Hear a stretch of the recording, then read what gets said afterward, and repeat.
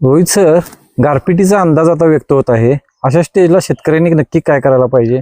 आता बऱ्याच ठिकाणी एप्रिल मे जून ह्या दरम्यान गारपीटची शक्यता बऱ्याच ठिकाणी असते. गारपीट झालं तर सगळ्यात महत्वाचं काय होतं की पाला फाटतो आपल्याकडं, ऊस डॅमेज होतं आपल्याकडं, ऊसाचं जे काही आपल्याकडं पेरे असतात त्याच्यावरही डॅमेज व्हायचा प्रकार हा वाढत असतो. मग अशा सिच्युएशनला सगळ्यात महत्वाचं पॅनिक व्हायचं नाही, आपल्याकडं पेशन्स ठेवायचे. आपल्याकडे पहिलं महत्वाचं काम करायचं की गारपीट झाल्यावर जर का ओल जास्त असले, आपल्याकडे पाऊस पण जास्त झाला असला तर 4-5 दिवस तुम्ही काहीच करू नका. कारण का गारपीट झाल्यावर कदाचित ऊन परत हीट जास्त वाढते आपल्याकडं.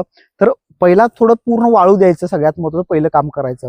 जर का गारपीट होऊन डॅमेज झाले असले, पानं कातरले असले, म्हणजे हे सगळं डॅमेजेस खूप प्रकारे असलं तर बुरशीची वाढ आपल्याकडे जास्त होऊ शकते. तर सगळ्यात चांगलं बुरशीनाशक घ्यायचं आहे. जसं की तुम्ही कार्बेंडाझिम घेऊ शकता, मँकोझेप घेऊ शकता. मार्केटमध्ये म्हणजे साप M25 वगैरे मिळतात. हे साधं जरी मारलं तरी त्याच्यापासून पण डॅमेज आपण थांबवू शकतो. त्याचबरोबर लगेच एक 2-4 दिवसानं तुम्ही काय काम करा की एखादं चांगलं टॉनिक, जसं की तुमचं स्ट्रेस पण रिलीज होईल आणि पीक परत वाढीसाठी चालना मिळेल असं 7 रेस सारखं मार्केटमध्ये मिळतं, ते आपण वापरू शकतो. आणि सगळ्यात महत्वाचं, आधी काही खत दिलंय आपल्याला आणि पुढे खत देता येत असलं तर थोडंफार नायट्रोजन ऍक्सेस असणारं आणि फॉस्फरस असणारं आणि थोडं पोटॅश असणारं खत द्या. जसं की अमोनियम सल्फेट, थोडं 24-24-0 आणि नकळत थोडंफार MOP किंवा 0050, हे थोडं हे बॅलन्सिंग खत देऊ शकतो आपण.